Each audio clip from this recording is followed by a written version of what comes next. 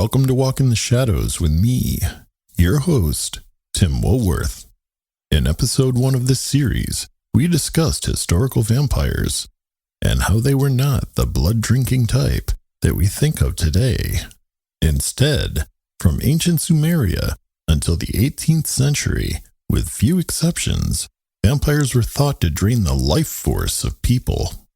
As we covered in episode 1, there is a sympathetic link between blood and life force. So it is easy to see how vampirism was able to make the jump in culture from draining a victim's life force to modern sanguinarians who still drain a victim's life force, but through the act of drinking blood. Yet, there is another subculture of vampirism that is often overlooked. Have you ever met somebody who, if you'll pardon the pun, sucked the energy out of a room? Or maybe there's somebody you've met that's made you feel off your game, conversationally lacking, or made your skin crawl. Or possibly, they imparted a feeling into you like you were almost dead inside while they were around. If so, you may have encountered what is called a psychic vampire, and they may be more common than you think. In this episode, we will cover what is known as a psychic or energy vampire, how they use their powers, and finally, methods to protect yourself from psychic vampires. If this topic intrigues you and you need to hear more, there are bonus episodes in the series that our shadow people have access to. With all the topics we cover, the Walk in the Shadows bonus episodes expand upon the concepts in each season. To gain access to all of our bonus episodes and other perks like free merchandise, please visit the Shadow Realm for more information. The link is in the show notes. If I may have one more ask before we get to the good stuff, like and subscribe to our podcast. If you really vibe with what we're doing, please leave a review and tell a friend or two. We really do appreciate it. After this short break, we will begin our exploration of the psychic vampires that walk among us right now.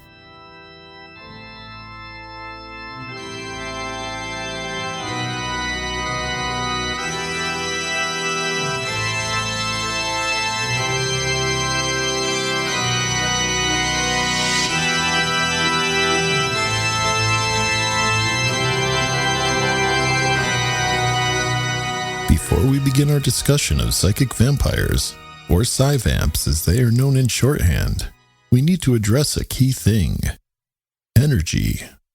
In the paranormal world, the term energy is thrown around quite a lot. Most of the time when it is referenced, it is a term that resides in the realm of woo-woo. Energy, when referred to by most in the paranormal world, is often never qualified nor quantified. It is simply energy. We know from concrete science that there are several types of energy that we can measure because we can see the results, and most importantly, thanks to the hard work of scientists over the centuries, repeat the results through experimentation. In the paranormal, we can often observe the effects of energy. We have seen it in poltergeists, like Series 1 of this podcast. It is also present in ESP, psychokinesis, mediumship, etc. Anecdotal evidence of these types of undefined energies go back for millennia. Yet, despite these paranormal energies being a part of every culture, there are few qualified scientists trying to understand what paranormal energies we are observing, how they manifest, and how we can repeat experiments using them. The funding isn't there currently for public research, and it likely won't be anytime soon. But you would be surprised at the advances that private corporations and the military have made in these subjects. But that is for another series. Always keep in mind that we do not understand several fundamental things that utilize mysterious energies that affect our daily lives. For example, the subjective conscious experience is a complete mystery. We cannot measure the energy required, nor the generation or reception of it during conscious thought. Nor do we understand what gravity is, but we understand how it behaves. the science of physics is built around the idea of dark matter being the dominant form of energy in our universe. And this is something we cannot see or quantify. These are all energies that are undefined, but accepted by the scientific community as they affect our daily lives. And it is under this grand umbrella of undefined energy, or life force, or even this woo-woo, if you will, that we proceed with the rest of this episode. Now that preamble is out of the way, let's explore the dark world of Psi-Vamps, aka energy vampires.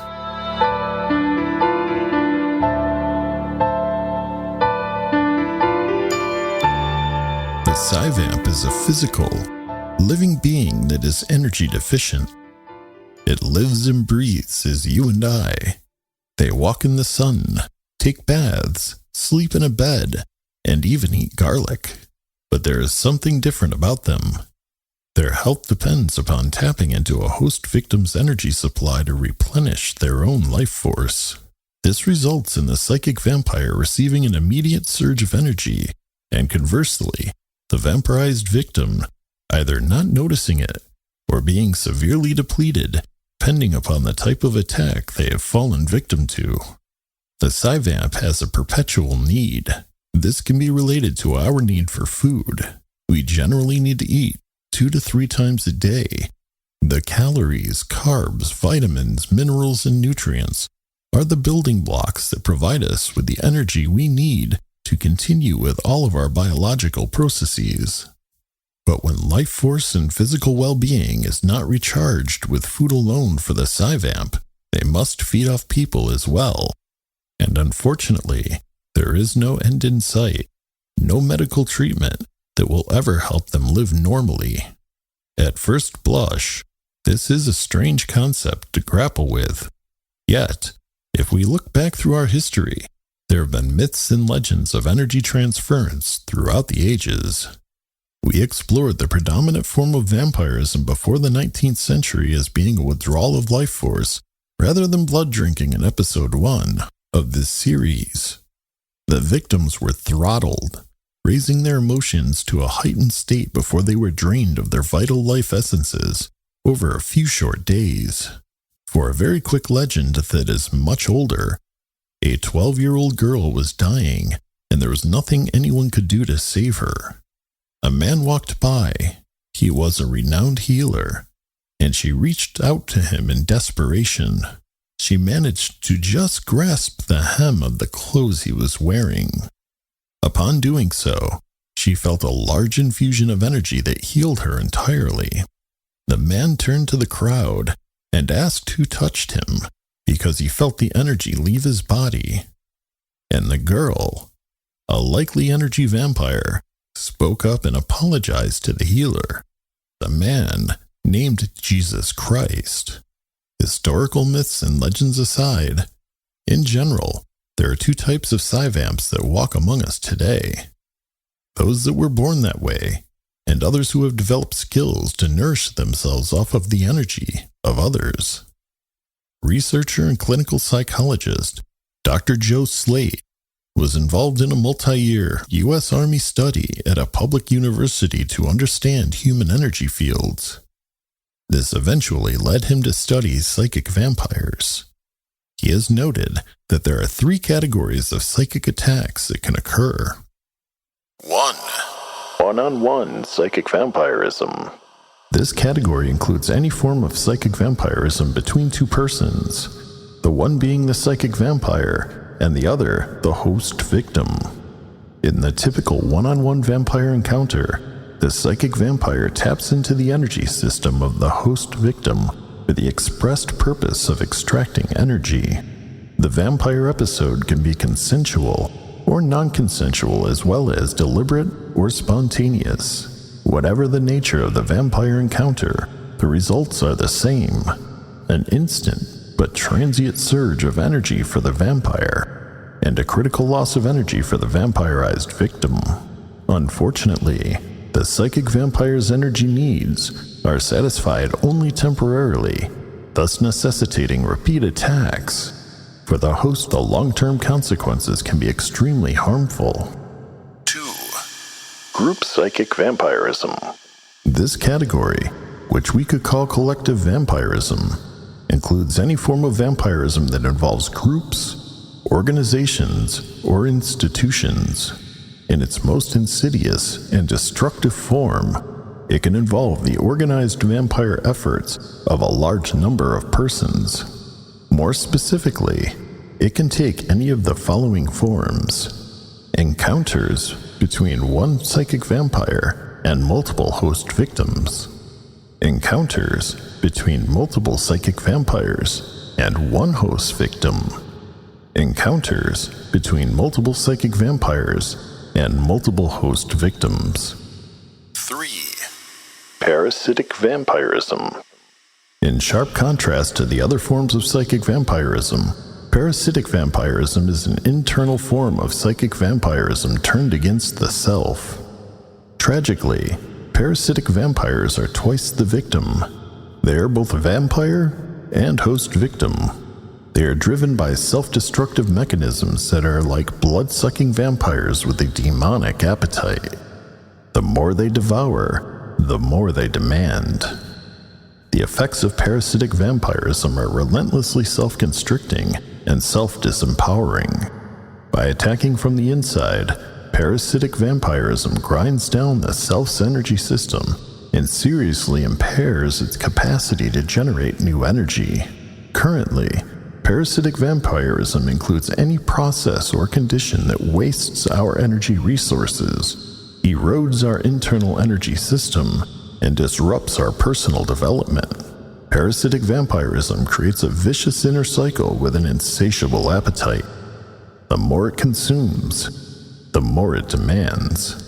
When we consider the 3 types of Psi-Vamp attacks, they will have some features in common amongst them. This will be a lot to consider on the first playthrough of this podcast, so, to make it easier, I have put this information into a brief article on the Walk in the Shadows website for you. The link to the episode webpage is in the show notes. The following features are often found throughout Psi-Vamp attacks. 1. Psychic vampirism demands a victim. The end results are always detrimental for both vampire and host victim. 2. Psychic vampires have no special powers. They, in fact, operate from a position of weakness rather than strength.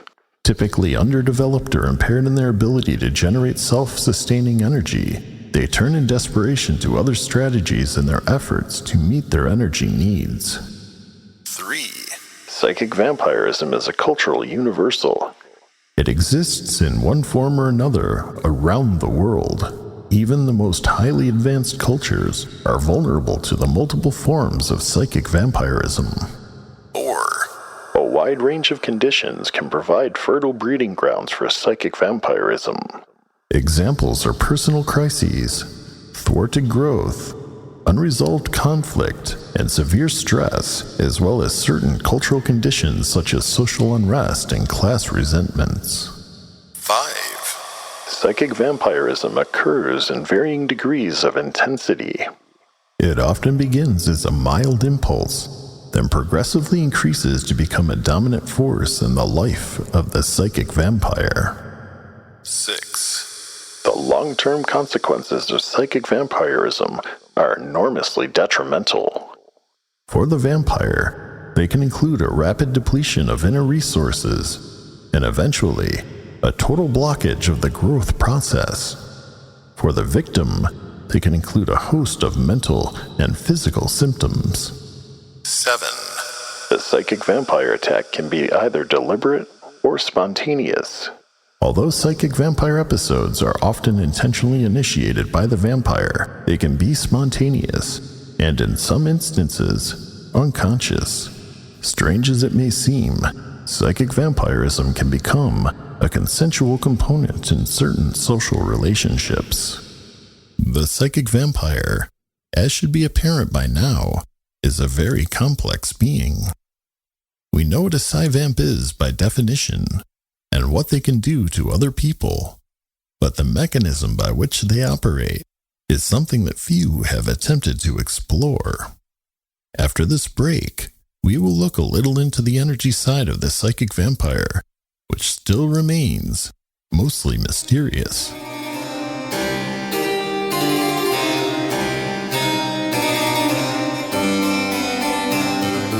Utilizing and transferring life force energies is not an alien concept reserved just for Psi-Vamps. There are entire cultures built upon the concept of energy work. In Hinduism, there is prana, which is the energy of breath or spirit. Prana is critical in the act of raising life-giving energy through yogic discipline. In China, there is the idea of qi, which is life energy. Qi flows through everything and is learned in Taoism, manipulated in martial arts, and even embraced by Chinese medicines like acupuncture. Qi is the Japanese equivalent of life energy. Qi has been adopted by the West through the use of Reiki, or the laying on of hands by a healer who lets Qi flow through them and uses that Qi to balance the life energy and to alleviate any blockages of energy of the recipient in order to help them. Even Inuit shamans remove energy blockages by utilizing weasel pulling, where a weasel puppet is run up and down the recipient's body to eat any energy blockages that they may have. All of these ancient beliefs and practices, alongside several more from around the world, work with life energy to heal, fill, and sustain people.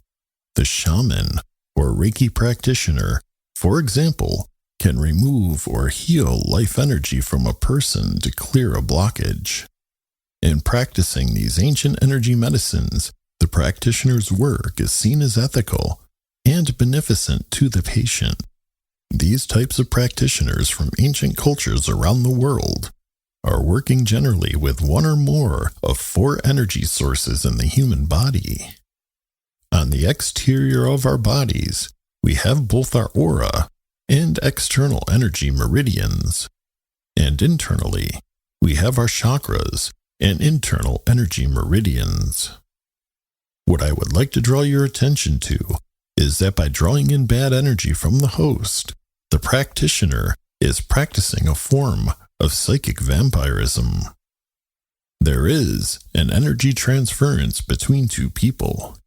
The difference is that they are practicing with host permission, and of a special note, the healer is drawing harmful energy from the patient, which is helpful, but the healer is not draining them, which is almost always harmful. The dominant form of energy we are going to cover going forward is the human external energetic body in the form of the aura. It's likely that you have seen aura photos before. They consist of a headshot with colors swirling around it. Each person's aura is unique, even with identical twins. There are characteristics that distinguish each aura from another, including color, brightness, shape, frequency levels, and expansiveness. The aura surrounds the body and expands outward anywhere from inches to feet, and may extend even further into the cosmos. We cannot be sure. I will put some photos of aura photography in the show notes on our website so you can see various examples. Now this is where it gets truly weird. Maybe you have seen the classic images created by Kirlian photography. These images contain the energy field of an object that has been photographed. The neat thing is that a complete energy field is present, even when a physical piece of it is missing, like a leaf cut in half. These type of photos represent the biofield and its electrical nature. When a human is photographed using Kirlian photography, their fingertips are pressed against a metal plate, and a minute electric charge is run over the plate, which records the coronal discharge onto undeveloped film. Aura researchers say that the aura that extends out from the fingertips generally coincides with the reach of the aura from the rest of the body, which is a frightening concept when you see the Kirlian photographs of a psychic vampire's fingertips. Their photographed auras are much more constricted in reach by orders of magnitude in comparison with a normal human. It is thought that this demonstrates an internal deficiency in their available energy resources. Even more disconcerting, there is what is called vampire shadow phenomenon. On the outside of the auric field is a shadowy region in psychic vampires that has long, black tendrils that reach far beyond the aura range. Dr. Slate, as mentioned before, worked with the U.S. Army researching human energy fields for military applications. He worked specifically with advanced aura photography and aura video equipment, which places him uniquely as an authority on auras. He has noted that these black tendrils, during a psychic vampire attack, puncture another person's aura or hooks onto it, sometimes at great distance, with the person being attacked feeling a momentary physical pain where the tendril pierced their aura. Psi-Vamp Raven Caldera wrote of how our auras tend to terminate in fringes of what many people describe as tendrils or tentacles, depending upon whether they are thread-fine or somewhat larger. Those tendrils wave through the air like the arms of a sea anemone, brushing up against other people's auras and tasting them. That's what makes people's auras contract and their skin crawl. When we feed, we do it through those tendrils, whether we are aware of it or not. When a Psi-Vamp feeds, it can use these tendrils in many ways. Some psychic vampires are known to frequent places where large groups of people are located and draw out small measures of energy called light feeding from several persons in the group. This practice often takes place at large public gatherings such as concerts, conferences, lectures, and conventions. This might make you think twice about the professor you had that always seemed to put everyone to sleep. Most Psi-Vamps, who are not introverted about their abilities, find themselves in jobs where they have to work with many people, perform on a stage, speak in public, or shake many hands and make one-on-one eye contact. After a light feeding, the next step up is called contact feeding. In this type of energy transference, the Psi-Vamp removes loose energy from the edges of a person's aura. The vampire needs to be close enough to touch a person's aura to be able to accomplish this. The feeder host does not need the excess energy, and since it is on the periphery, they typically cannot reuse it, and it will be shed off into the cosmos eventually. Sometimes, the victim is made acutely aware that something has affected them. Finally, there is a deep feeding. This is a sustained draw on the feeder's energy reserves, depleting them to the point where the donor-host victim needs to recuperate. It causes a noticeable physical sensation, and physical contact is necessary for this to occur. Psi-Vamps report that one deep feeding can replace days of light feeding. This type of feeding is intimate and can often create deep physical and emotional bonds between the vampire and the feeder when their relationship is set over a long period of time. Vampires, like Caldera, report that human energy neither looks nor tastes the same from person to person. They wrote that human energy comes out of a human being stained, if you will, by that human being's nature and personality and aura, and also by whatever emotions that human being was experiencing at the time. Some energies taste better than others and taste different to different types of vampires. You may encounter a psychic vampire one day. With this consideration in mind, you might be wondering what you can do to protect yourself and your life force energies. The more I read about this topic, the more formulas I came across. Some of the mechanisms for self-protection involve various forms of energetic activation, extinguishing vampiric symptoms, strengthening the astral body, and even sending love waves to the Psi-Vamp to reduce their impact during an attack. In short, there were way too many types to cover in a 30-ish minute podcast. If you really want to dig in deeper, you may be best suited to look specifically into the books by Dr. Joe Slate and Dorothy Harbour on our website page for this episode for expanded methodologies. Throughout the recommendations, one of the most common ways that was written about to protect yourself was to have a psychic tool on hand at all times. Psychic tools are physical objects that correlate to your own personal empowerment. One of the most common tools used is a quartz crystal. The paranormal community and New Age religions often write how quartz has several powers. Throughout the years, I've seen that quartz can be used as a way to communicate with aliens, to channel hidden knowledge, to strengthen and cleanse your aura, unlock your chakras, and even as a way to focus your psychic vision via a crystal ball. In the context of psychic vampirism, we're going to look into the belief that a quartz crystal can be programmed by intention.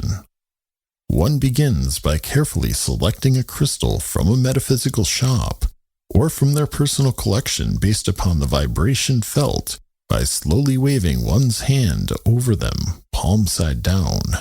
When something is felt, they hold the crystal and gauge the sense of interaction they have while the crystal is in their grasp. If it is in tune with the individual, it is a good crystal to use. If the crystal is being used for a new intention, it is recommended that one cleanses it first by leaving it out in the rain or under a full moon, and if neither is available, running it under cold water and stroking it gently to brush off the old energy.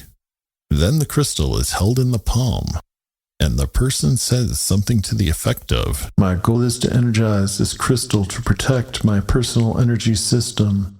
As one, we shall achieve this goal.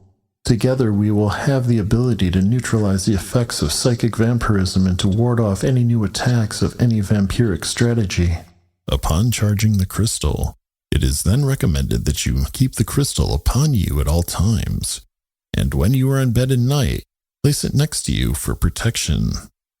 As a side note, quartz is fully programmable using hard data and hard science. Currently, there is what is called Superman Memory Crystal being researched by scientists. This crystal is a thin quartz disc, the thickness of a few sheets of paper and only a couple of centimeters across. This memory crystal is a very high-density data storage mechanism. Back in 2013, one of these discs was shown to hold a stunning 360 terabytes of data. That data will last billions of years without any degradation, even if you run it under cold water. When it comes to Psi-Vamp protection, we may learn best from the famous occultist, Dion Fortune. Dion encountered a psychic vampire attack as a young woman, just barely 20 years old, well before she entered the metaphysical field. At her workplace, Fortune had a boss that proclaimed to have occult knowledge after prolonged study in India. Fortune noted that several of her co-workers wound up having emotional breakdowns on the job. Fortune was called to her boss's office, where her boss insisted that she give testimony in a lawsuit. While she insisted this, she locked in eye-to-eye contact with Fortune and made her demands. The boss insisted that she say certain things that were not in line with what Fortune knew to be true. After that session, and the next where Fortune agreed to the boss's desires, Fortune wound up sleeping for 15 hours. She then decided to quit. The boss locked eye contact with Fortune and berated her for 4 hours, saying things to break her will like, "You are incompetent and you know it. You have no self-confidence and you have got to admit it." Fortune wrote years after the fact that She must have said those two phrases several hundreds of times. I entered it a strong and healthy girl. I left it a mental and physical wreck and was ill for 3 years. My body was like an electric battery that had been left completely discharged. It took a long time to charge it up again, and every time it was used before charging was completed, it ran down rapidly. For a long time I had reserves of energy, and after the least exertion would fall into a dead sleep at any hour of the day. It was this experience that caused Fortune to begin researching occultism and foster her storied career and inspired writings. In fighting off psychic attacks that were astral, physical, occult, or vampiric, Fortune wrote down ideas for defense almost a century ago. The first thing to do is strengthen the aura. Direct exposure to sunlight helps this, as does self-healing in the form of massage, meditation, and relaxation. The next thing to do is clear the environment in which you live to bolster your resistance. Clearing your space can be done through the use of crystals, incense, candles, burning sage, and banishing rituals. Most importantly, if the host victim is regularly undergoing attacks, the feeder needs to break all contact with the Psi-Vamp. This may mean breaking off a relationship, quitting a job, or excising friends from your inner circle. As she succinctly wrote, It is next to impossible to get a damaged aura to heal if you do not clear the atmosphere, nor will the atmosphere remain clear for long if you cannot break the contacts.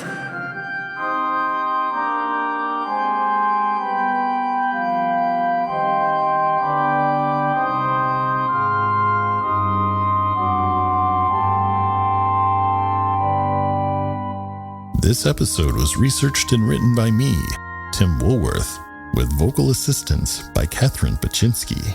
The final audio engineering and creative soundscapes are from my fellow explorer of the unknown, Joshua Shawn of 0G ITC. Hopefully this episode made a little of our paranormal world more normal for you. If you liked what you heard, please subscribe and review our podcast.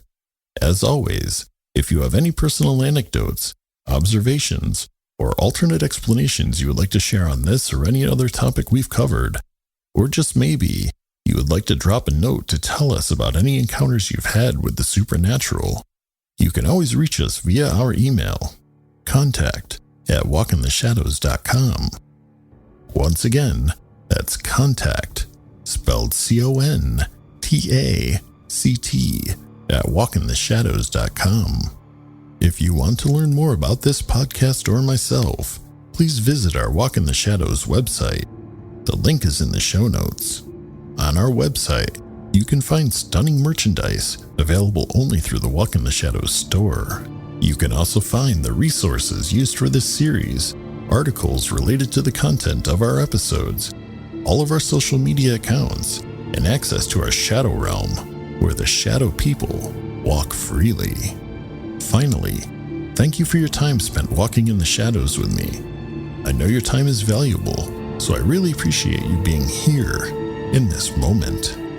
Until next episode, may you and yours be healthy, prosperous, and treated with kindness by everyone and everything you meet, both in the light and in the shadows.